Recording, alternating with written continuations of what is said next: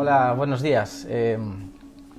Sabes que la segunda venida es un estímulo para los momentos de prueba y de padecimientos que pasamos. Es un estímulo para nuestra vida cristiana, para motivarnos también para todo ese proceso que tenemos de santificación, ¿verdad? De tener una vida lo más de acorde a lo que la palabra de Dios nos enseña. La segunda venida es algo que para ti y para mí es y produce un verdadero enfoque para vivir el día a día. Alguien que tiene esperanza en el futuro tiene poder en el presente. Una vez escuché esta anécdota o ilustración, ¿no?, de que en un pueblo había una gran presa que se iba a construir y el pueblo pues comenzó, sabiendo que se iba a destruir el pueblo, pues comenzó a abandonarse, empezaron a dejar los jardines pues sin cuidar, de las fachadas y demás. Y una vez un forastero que pasó por allí les dijo: ¿cómo es que el pueblo está tan descuidado? ¿Cómo es posible que se respire esta desazón por todos los lados?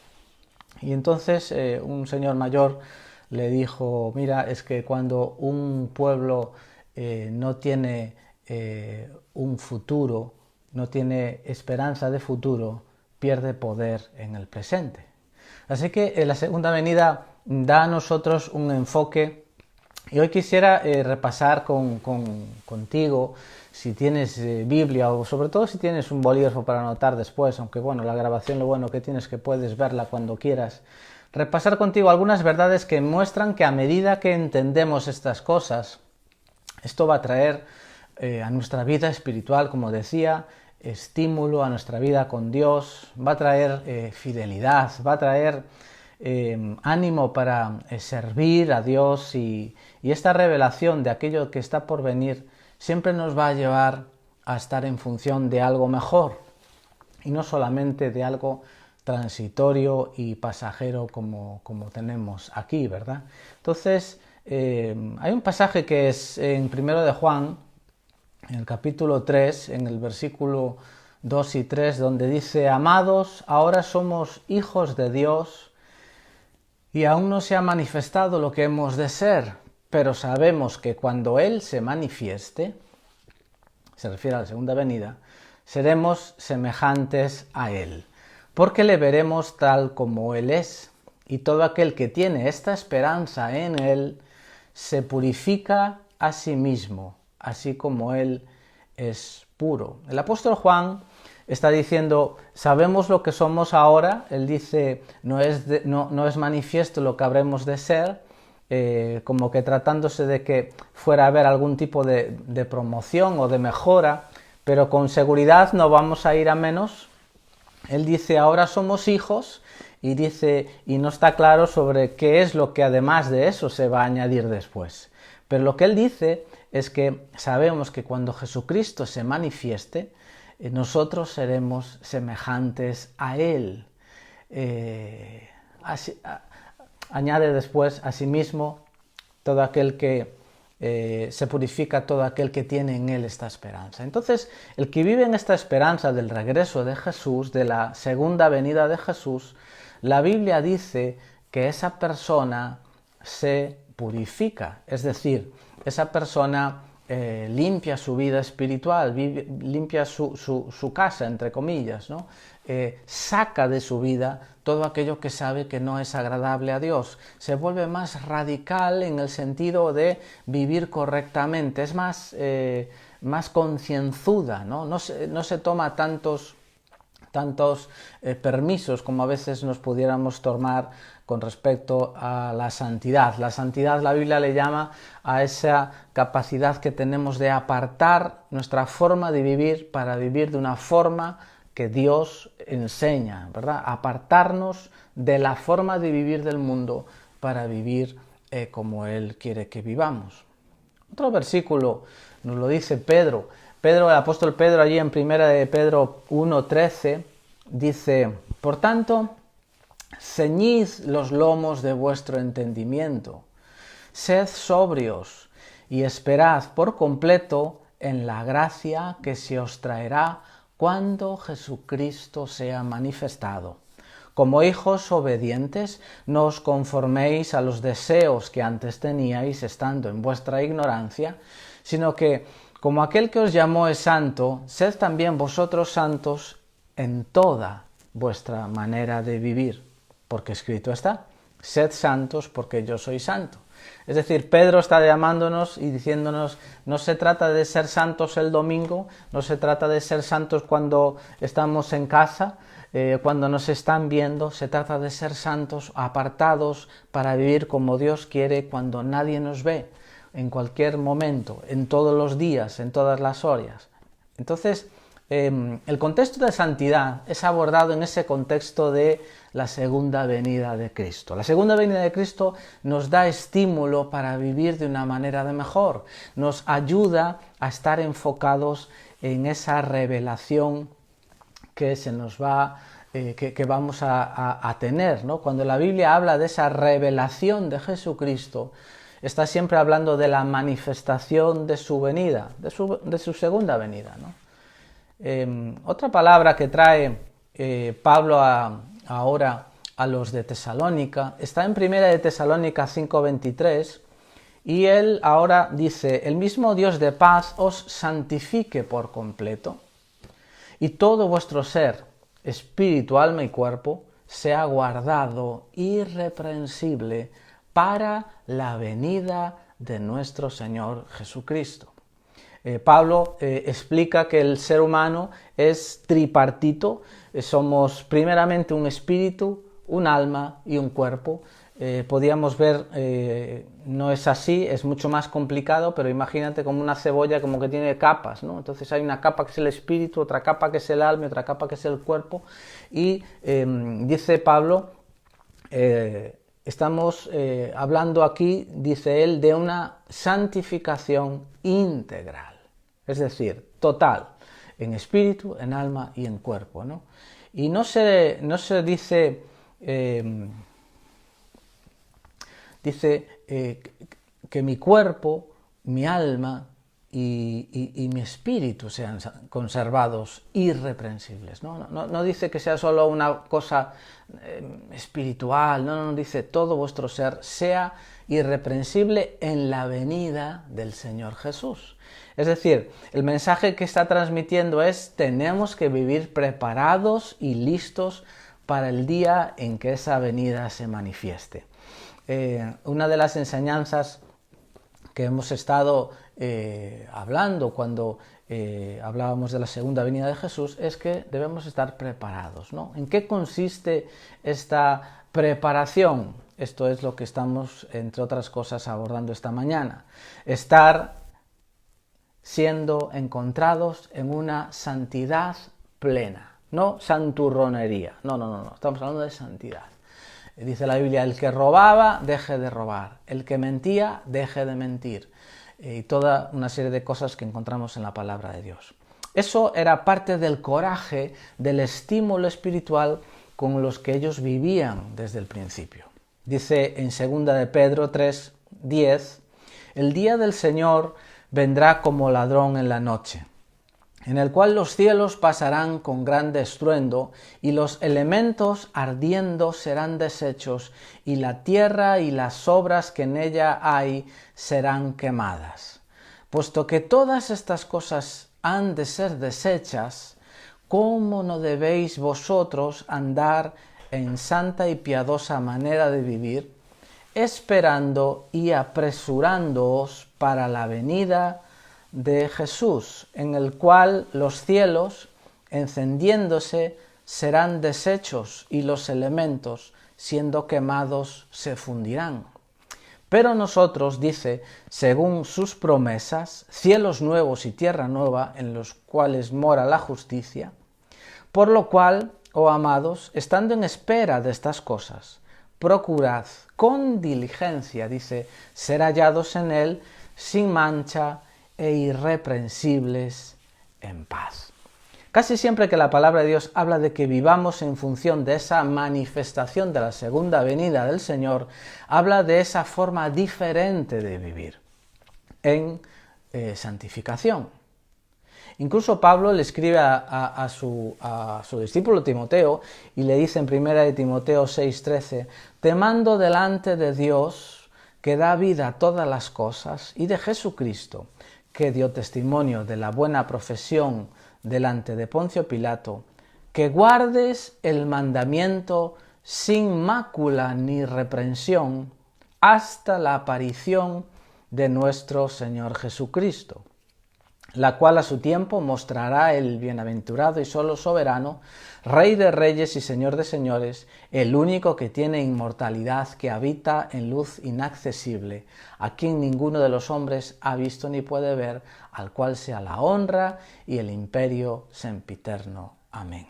Versículo 14 decía, que guardes el mandamiento sin mancha, irreprensible. Está hablando de un andar en obediencia a la palabra de Dios. La Biblia dice que eso sea así hasta la manifestación del Señor Jesús. Entonces, hay una relación entre la expectativa de la venida de Jesús y una vida de obediencia en la palabra de Dios, a una vida de vigilancia, ¿no?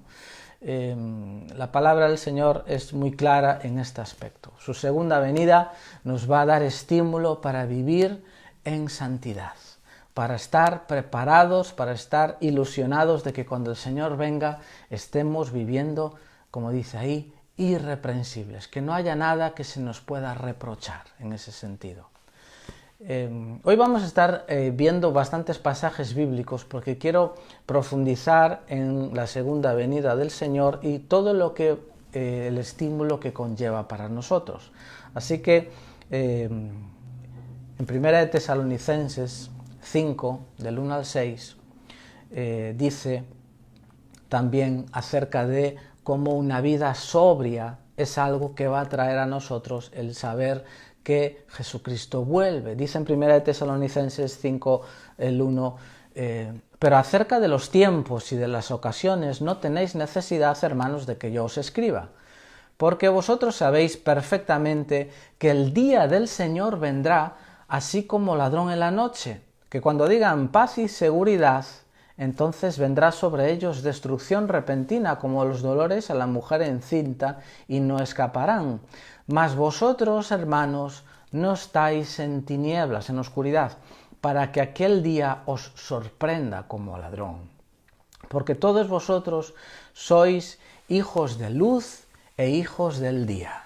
No somos de la noche ni de las tinieblas, por tanto, no durmamos como los demás, sino velemos y seamos sobrios. La Biblia habla sobre esa sobriedad, esa tensión, esa vigilancia, a no estar solamente despierto a las cosas de Dios, sino también a no dejarse distraer por las cosas de esta vida. La sobriedad, ¿no? La persona que está embriagada como que está aturdida, ¿no? No sabe enfocarse correctamente. Y la persona sobria es aquella que sabe los tiempos que vive, sabe cuál es el enfoque de su vida, sabe para qué está aquí y no se deja distraer por las cosas de la vida, ¿no? No se deja distraer en la banalidad de la vida, en las cosas superfluas, no, sino que se enfoca en lo correcto, ¿no? El propio Pedro, en 1 de Pedro 4:7 dice, mas el fin de todas las cosas se acerca, sed pues sobrios y velad. Es decir, el fin está próximo, tenéis que ser sobrio. Esta sobriedad de vida no está enfatizada solo porque no sabemos el día de nuestra muerte, sino que la Biblia habla y relaciona todo el tiempo la vida sobria con el momento en que Jesucristo vuelva. Entonces, en ese sentido, dice en Isaías, el Señor vendrá con poder y su brazo señoreará. He aquí que su recompensa viene con él y su paga delante de su rostro. Así que, ¿cómo vamos a vivir descuidados? ¿Cómo vamos a vivir detrás de las banalidades de las que el mundo vive porque no tiene otro conocimiento? ¿Cómo vamos a vivir así? No, para nada. Sino que no vamos a vivir de ese modo, sino que vamos a estar viviendo apartados de todo el mal y sobrios, conscientes, enfocados de lo que es importante. La propia Biblia habla en Filipenses 4:5, dice, vuestra gentileza, otras traducciones lo llevan a la palabra moderación, dice, sea conocida de todos los hombres. El Señor está cerca. Vuestra moderación sea conocida de todos los hombres, el Señor está cerca. Se nos relaciona esa forma de vivir con la afirmación de que el Señor está cerca, porque esperar el cumplimiento de esa promesa nos tiene que llevar a vivir de una forma diferente. La venida del Señor es una realidad que a ti y a mí nos lleva a vivir diferente, ¿no? Entonces, el Señor Jesús viene con su recompensa, con pago, con galardón, dice Isaías, vamos a perseverar, voy a perseverar. Dice el propio apóstol Juan en 1 de Juan 2:28, hijitos, permaneced en Él, para que cuando se manifieste tengamos confianza, para que en su venida no nos alejemos de Él avergonzados. Entonces, hay algo que debe ser entendido también.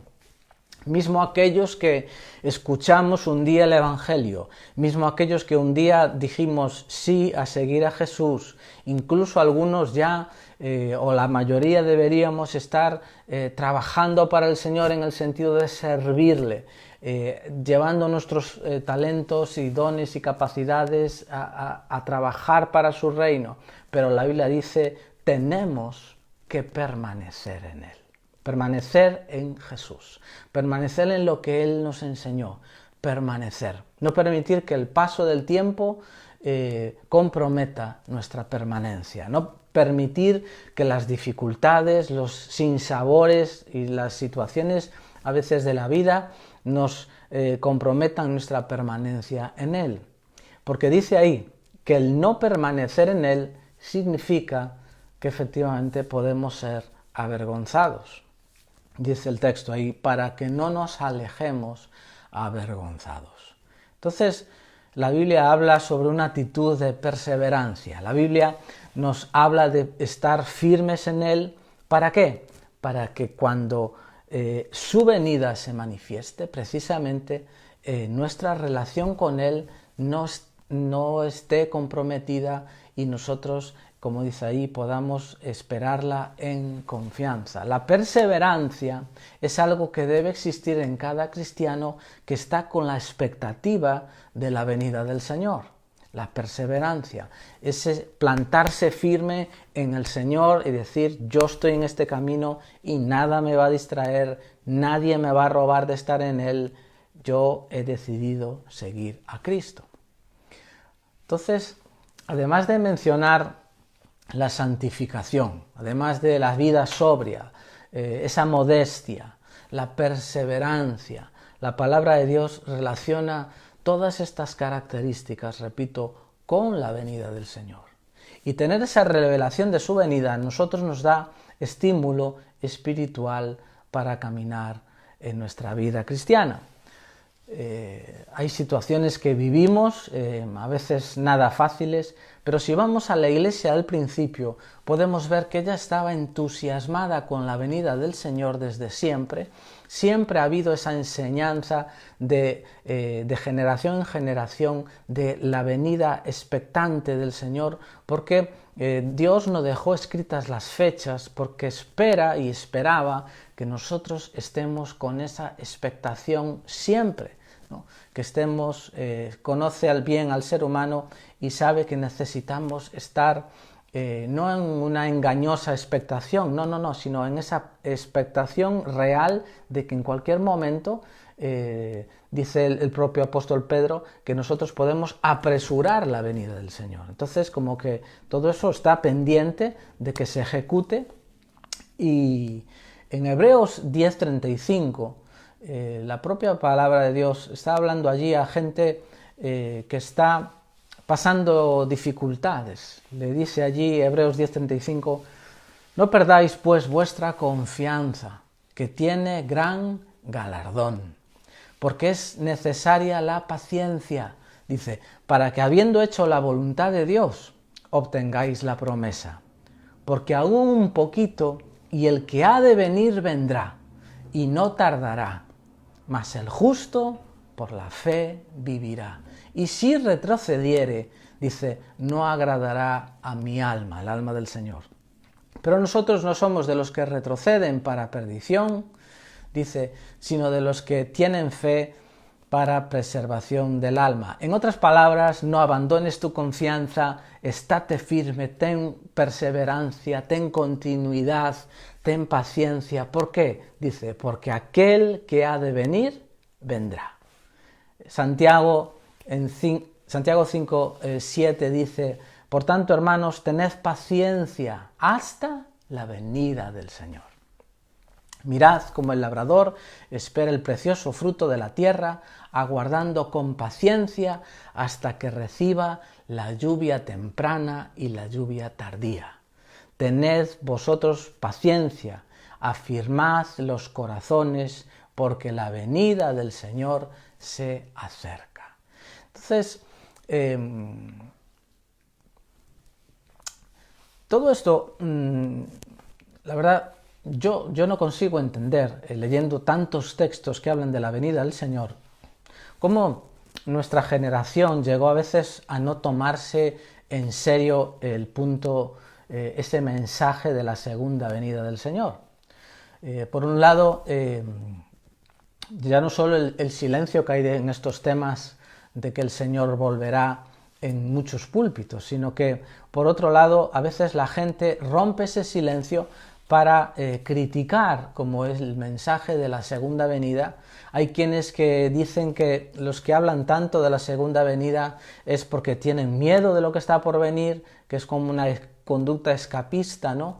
Y que quiere escapar de aquí, pero no podemos olvidar que el retorno del Señor será por una iglesia gloriosa que cumplió con su papel.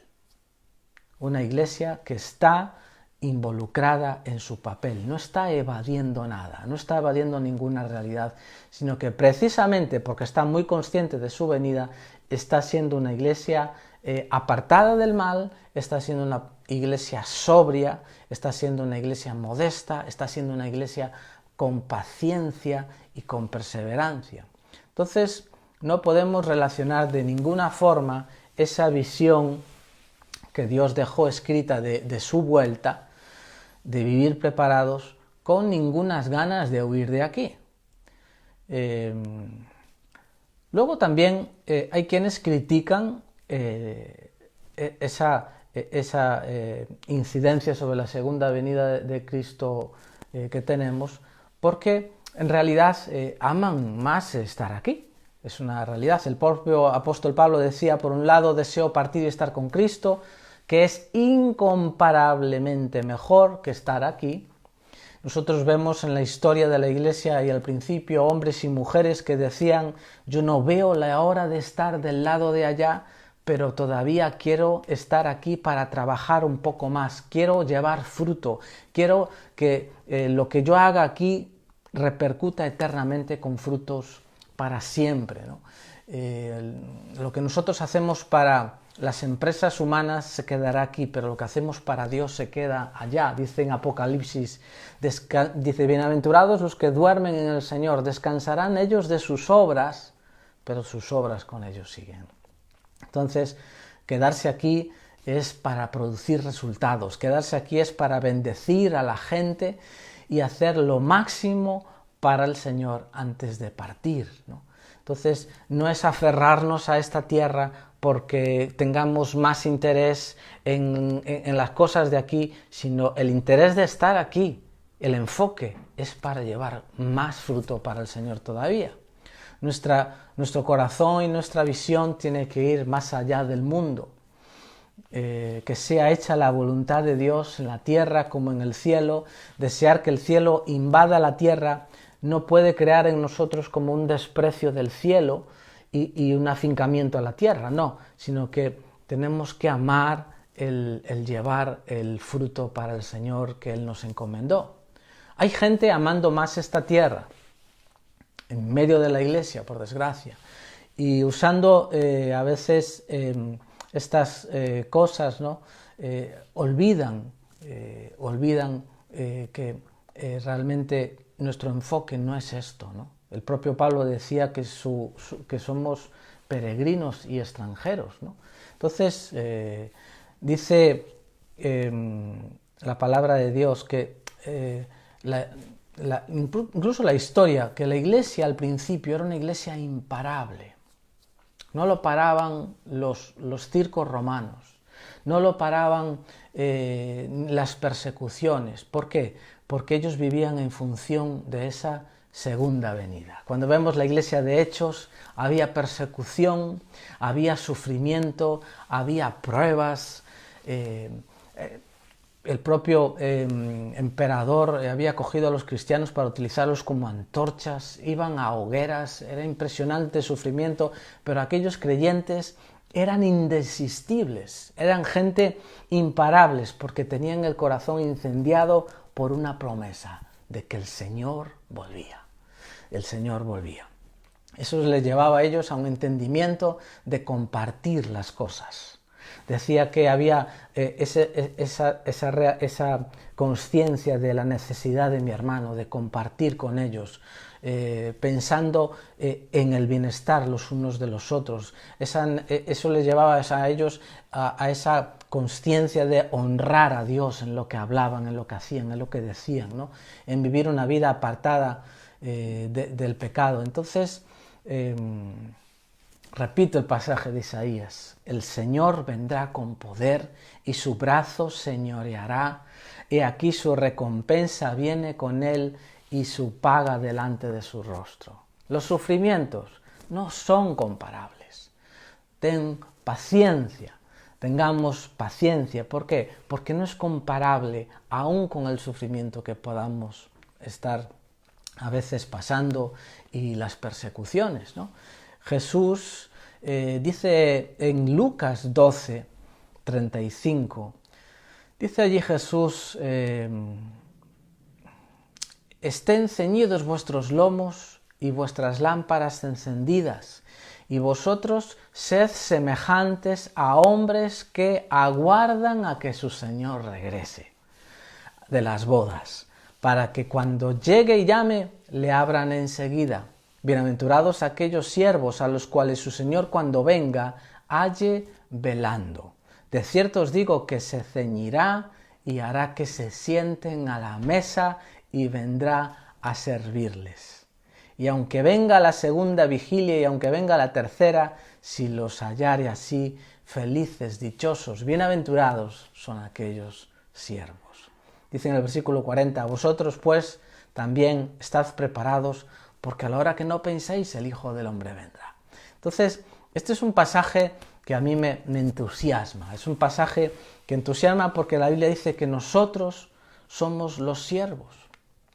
Los siervos son los que deben estar preparados, pero dice que va a haber una inversión de papeles. Dice, bienaventurados, versículo 37, aquellos siervos que cuando su Señor, cuando venga, halle velando, de cierto os digo que el Señor se ceñirá y hará que se sienten a la mesa y vendrá a servirles. Una inversión de papeles. Es decir, Él siendo el Señor y nosotros sus siervos, dice que Él es quien nos va a dar lugar a la mesa para que nosotros nos sentemos. Él es, siendo el Señor, el que nos va a servir. Él te va a servir a ti, me va a servir a mí, el Señor. Jesús habló de una cena, le dijo a los discípulos, yo voy a detener mi boca de beber de este fruto de la vid hasta que lo vuelva a beber con vosotros en el reino de mi Padre. Entonces, la próxima vez lo haremos juntos. Está hablando de una cena, de que Él nos va a servir, de que nos sentaremos a la mesa. ¿Cómo consigues imaginar ese momento? ¿Cómo uno puede conseguir imaginar tamaño honra? ese momento. ¿Cómo uno puede imaginarse allí el Señor sirviéndole sentado a la mesa? ¿Qué dignidad me va y te va a dar a ti? ¿Qué distinción? ¿Qué galardón? ¿No? Entonces, esto es para que nosotros nos estimulemos, ¿no? Sabiendo Jesús nos adelanta este tipo de cosas. De hecho, dice cosas que ojos no vio, ni oído oyó, ni han subido, ni han imaginado ningún hombre. Es lo que Dios preparó para los que le amamos. Entonces, si la Biblia me manda andar en vigilancia, si me hace promesas gloriosas para los que andan en vigilancias, ¿cómo no voy a perseguir esa vigilancia? ¿Qué motivo tengo para no perseguir una vigilancia? La segunda venida trae estímulo a mi vida y espero que a la tuya también.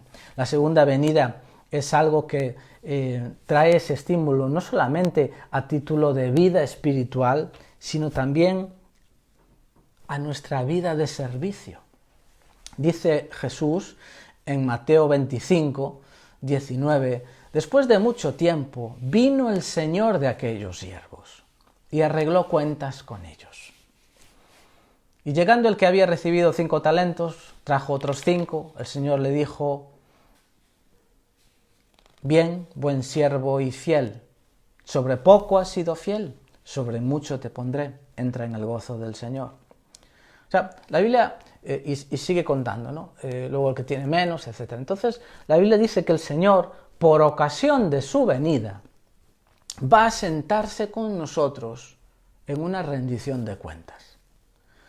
Respecto de lo que hicimos para Él. Cuando lo hacíamos a la gente, Jesús dice, cuando lo haces a mis pequeños, me lo estás haciendo a mí. Siempre que pensamos en el cuerpo de Cristo y esta figura que Él pone, muchas veces lo identificamos solo a la cena del Señor. Pero hay otra figura que es, imagínate, pues un cuerpo, la cabeza, el cuerpo. Entonces, Jesús dice, Él es la cabeza, nosotros somos el cuerpo. Si yo cojo y golpeo una rodilla del cuerpo, ¿quién siente ese dolor? La cabeza. Si yo, por el contrario, le hago un masaje en los hombros, ¿quién siente eso? La cabeza. Entonces, cuando yo le hago algo a mis pequeños, a sus pequeños, a los suyos, tengo que saber que se lo estoy haciendo a aquel que es la cabeza, a Jesucristo. Entonces, Jesús está diciendo que Él, por ocasión de su venida, va a haber una rendición de cuentas. Entonces, en ese sentido, Él va a evaluar lo que hemos hecho para Él. ¿Cuándo? ¿Cómo hago yo para darle un abrazo a Jesús? No puedo, pero puedo abrazar a mi hermano, y cuando yo abrazo a mi hermano, le estoy también dando un abrazo a Jesús. Cuando yo le doy una caricia a mi hermano, se la estoy dando a Jesús. Cuando le doy un vaso de agua, cuando le doy cualquier cosa que suponga un refrigerio para mi hermano, eso estoy haciendo tesoros en el cielo. Y dice Jesús que se va a sentar a hacer cuentas con nosotros. Entonces, en el último capítulo de la Biblia, en Apocalipsis, dice Jesucristo, he aquí yo vengo pronto y mi galardón conmigo, para recompensar a cada uno según su obra. Entonces, esa visión de la venida del Señor me genera un estímulo no solo para mi vida espiritual, para vivir apartado del mal, sino también para que haya en mí una inclinación hacia el servicio. Jesús habla de los siervos, está hablando de aquellos que están trabajando. Los que están trabajando y están, dice, siervos preparados. Gente que trabaja para Él y además está preparada, haciéndolo debidamente. Dice que cuando Él venga, van a ser servidos por Él a la mesa. Eso es un estímulo para mí. Eso es un estímulo para cualquiera. Dice en Lucas 19:12, un hombre noble se fue a un país lejano para recibir un reino y volver. Y llevando 10 siervos suyos, les dio 10 minas y les dijo, negociad entre tanto que vengo. Está hablando de la segunda venida. Y dice en el versículo 15, aconteció que vuelto él, después de recibir el reino, mandó llamar ante él a aquellos siervos a los cuales les había dado, para saber lo que había negociado cada uno. Esto no es lo que has negociado como matrimonio, que seguro que tendrá su lugar. Esto no es lo que hemos negociado como familia, es lo que ha negociado cada uno. Tu marido ha negociado A, tu mujer negoció B.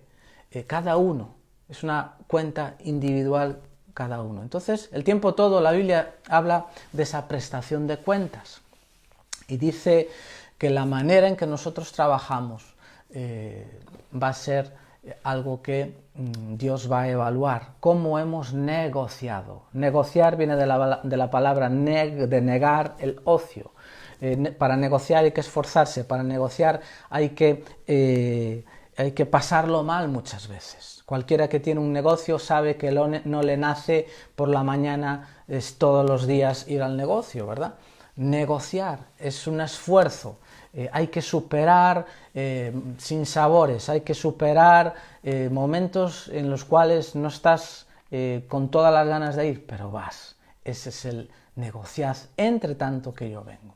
Dice el apóstol Pablo a los de Corinto, allí en 2 de Corintios 5:10, es necesario que todos nosotros comparezcamos ante el tribunal de Cristo, para que cada uno reciba según lo que haya hecho mientras estaba en el cuerpo, sea bueno o sea malo. Mientras estaba en el cuerpo. Yo encuentro extraña y antibíblica la negación de algunos hermanos en el momento en que se les pide que se comprometan a desarrollar un servicio constante al cuerpo, es decir, a la iglesia, con el argumento de que ya sirven por ahí fuera cuando se les presenta alguna ocasión. Aquí está hablando de servir al cuerpo, aquí está hablando de servir a la iglesia, y el servicio es no solamente algo puntual, no, el servicio es algo constante, es algo permanente, ¿no? Es necesario echar una mano por ahí fuera, pero también es necesario, como dice aquí, el servicio al cuerpo. No podemos olvidar que la Biblia habla del prójimo, y cuando dice amarás al prójimo como a ti mismo, eso tiene un escalafón. El primer prójimo, el primero que es tu prójimo es tu casa, tu familia. Luego es el cuerpo de Cristo, la iglesia. Y por último están el resto de las personas. Entonces yo no puedo pretender servir a un estrato y dejar de servir a otros. No, todo tiene su lugar. Pero la Biblia, además de ese texto, ¿no?, siempre está hablando del servicio al cuerpo. Entonces el Señor viene, su brazo señoreará, su recompensa viene con él, su paga delante de su rostro. Los sufrimientos no son comparables, vivir descuidado no es inteligente. ¿Para qué voy a vivir como la gente sin Dios? No, yo me voy a apartar del mal. Vivir egoístamente, no, voy a vivir para Cristo. ¿Cómo? Sirviendo a los demás. ¿Con qué? Con mis capacidades. ¿Cuándo? Constantemente. Esporádicamente no, constantemente. Dice la Biblia, creciendo en la obra del Señor, sabiendo que vuestro trabajo en el Señor no es en vano. Creciendo, está hablando de que haya una intensidad, ¿no? Creciendo. ¿Cómo? Fiel en lo poco, y que Dios añada a mi fidelidad. No se trata de que, bueno, pues como voy a hacer más, voy a coger y me voy de misionero. No se trata de eso. Se trata de que seamos fieles en lo poco, ¿sí?, y que constatemos, hagamos constatar nuestra disposición, y que Dios, siendo fiel en lo poco, sea Él el que vaya añadiendo. Evidentemente lo hace a través del cuerpo, pero el que es fiel en lo poco, Dios le va a ir dando más. Hay unos principios de servicio, sometiéndonos los unos a los otros, fieles en lo poco, etcétera, que no es el tema ahora, pero Dios quiere que nuestro servicio vaya de menos a más, que sea algo que sea Dios el que esté detrás. No se trata de ahora, pues ahora voy a hacer un proyecto de... Bueno, a ver, poco a poco, pero fiel en lo poco. Si tienes proyectos, háblalos siempre, evidentemente, con quien tienes que hablarlos, pero no se trata de que hagamos el proyecto de ir a la luna cuando después hay cosas pequeñas con las que no se pueden contar con nosotros, no, sino que se trata de fiel en lo poco, ¿no? Entonces, esto es una realidad que quien vive con la consciencia del regreso del Señor Jesús y de la prestación de cuentas que vamos a dar a Él, va a producir una mayor inclinación hacia el servicio, ¿no? Al cuerpo de Cristo, que es la Iglesia. Cuando hablamos de estas cosas ligadas no solamente a la segunda venida de Jesús, sino también hacia las últimas cosas, que es un poco lo que significa la escatología, ¿no?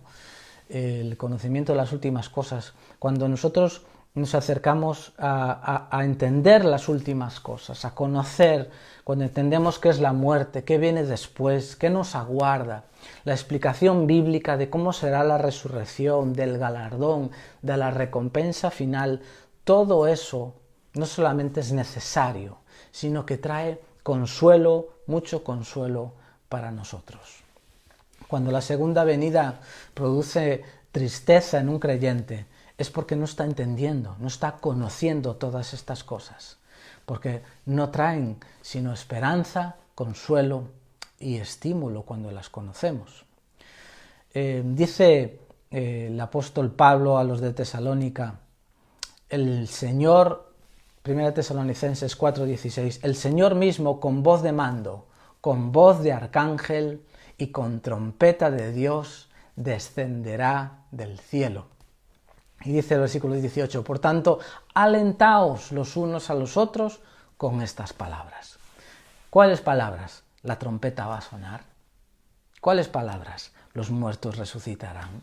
¿Cuáles palabras? Los vivos seremos transformados, subiremos al encuentro del Señor en el aire. Pablo dice, hermanos, esto es distinto a la gente sin Cristo que no tiene esperanza. Tenemos consuelo en estas palabras. Vivir con la certeza de eso, dice que sustenta nuestros corazones.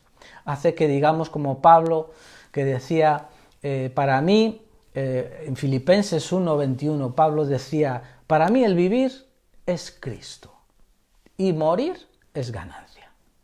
Pablo decía, versículo 22, mas si el vivir en la carne resulta para mí en beneficio de la obra, no sé entonces qué escoger, porque de ambas cosas estoy puesto en estrecho, teniendo deseo de partir y de estar con Cristo, lo cual es muchísimo mejor, muchísimo mejor. Pero quedar en la carne es más necesario por causa de vosotros. Pablo está diciendo que él desea partir con Cristo, que eso es incomparablemente mejor. Pablo estaba enfocado en el cielo. El propio Pablo, en 2 capítulos más adelante, en Filipenses 3:20, dice, nuestra ciudadanía está en los cielos, de donde esperamos al Salvador, al Señor Jesucristo, el cual transformará el cuerpo de la humillación nuestra para que sea semejante al cuerpo de la gloria suya. Esa afirmación de que nuestra patria no está aquí sino allá, esa afirmación de que nuestra espera es la venida del Señor, ella no puede de forma alguna ser negligenciada. Esa espera, lo digo porque yo creo que a veces como iglesia durante mucho tiempo no hemos entendido la importancia de ser sal y luz y hacer diferencia en nuestro paso por la tierra. No podemos olvidar eso, ¿no? Pablo decía que nuestra patria está allá. Pablo decía, es mejor, yo quiero mejor estar allá, pero si es por un poco, prefiero quedarme aquí para hacer la diferencia. Por vosotros, quiero trabajar. Durante mucho tiempo la Iglesia ha estado yéndose al extremo de no entender la diferencia que cada uno de nosotros tiene que hacer aquí en esta tierra. Pero ahora muchas veces estamos viendo gente que se va al otro extremo. Estamos viendo tanta gente que está absorbida, distraída con lo que tiene que hacer aquí en la tierra, que está perdiendo la noción de dónde realmente tiene que hacer los tesoros en el cielo. Y se enredan en excusas y en situaciones, olvidando que el Señor nos va a pedir cuentas. Uno debe, en ese sentido, orar para que Dios cambie nuestros corazones. Porque aunque hagamos un esfuerzo a veces más calculado, como que no somos a veces capaces de quitar el enfoque de las 4 cositas de aquí, ¿verdad? Y poner el enfoque donde hay que tenerlo. Rápidamente nos volvemos a olvidar de todo y ya estamos otra vez. Entonces, Señor, cambia mi corazón. Ayúdame, Señor, a estar enfocado en mi patria, que es la patria celestial. Aunque tenga responsabilidades, aunque las cumpla como el mejor trabajador, Señor, que tenga siempre ese enfoque, un ojo en la tierra, un ojo en el cielo, ¿no? Eso es algo que no podemos dejar que nos ocurra, el estar enfocados aquí. Dice la Biblia que ninguno que milita se enreda en las cosas de la vida, que se enreda, ¿no? Entonces, esa vigilancia en la segunda venida va a ser que nosotros estemos en un lugar de mucho más, no solamente más consuelo, sino también más enfoque. Si vivimos de ese modo, ¿no? Entonces, ya acabando, dice en Romanos 8, 18, dice Pablo, tengo por cierto que las aflicciones del tiempo presente no son comparables con la gloria venidera que en nosotros se ha de manifestar. Porque el anhelo ardiente de la creación es aguardar la manifestación de los hijos de Dios. Cuando vemos estos textos podemos percibir una iglesia en el inicio que vivía tan impactada por esa revelación, que vivía tan entusiasmada con esto, que decía, mira, no importa si aquí vamos a pasar prisión, persecución, si vamos a tener problemas. Pablo dice, no es comparable. Entonces, ¿qué es lo que ellos estaban diciendo? Que no hay forma, si ponemos en los platos de una balanza, no compara lo que podamos sufrir aquí con la gloria que nos aguarda. No compara, no compara. De hecho, el propio sufrimiento de las personas a lo largo de la historia por seguir a Jesús, el propio sufrimiento que a veces han tenido que atravesar, no les comparaba en la balanza con la gloria que iban a tener en Cristo Jesús. Entonces, en ese sentido, ¿no? Debemos ser esa iglesia desprendida, debe ser esa iglesia que vive en ese profundo consuelo y con esa alta disposición de ser intensa en Dios, de trabajar para Dios, de llevar fruto para Dios. Como decía, Jesús decía, el trabajo en el cuerpo, eso va Él a pararse con nosotros a evaluar. Pero hay un trabajo como testigo. En Hechos, cuando le preguntan a Jesús, oye, ¿cuándo va a ser la fecha de todo esto? Y Jesús le dice, ese no es el enfoque. No es el enfoque de las fechas, no es el enfoque de si es primero una cosa o luego la otra, cómo es la cronología, no es el enfoque. Jesús le está diciendo que además del trabajo en el cuerpo de Cristo, tenemos que ser testigos y recibimos el Espíritu Santo no solamente para las manifestaciones, para nosotros disfrutar del Espíritu Santo, no, recibimos el Espíritu Santo para ser testigos allí donde estemos. Entonces, más importante que entender el orden de los acontecimientos finales que está ahí, es que nosotros trabajemos aquí en la tierra, dice la Biblia, para apresurar la venida del Señor. Al mismo tiempo que le está diciendo eso, se paran unos ángeles y le dice, vosotros, ¿qué estáis mirando al cielo? Ese mismo Jesús que habéis visto irse, Él volverá. Él volverá.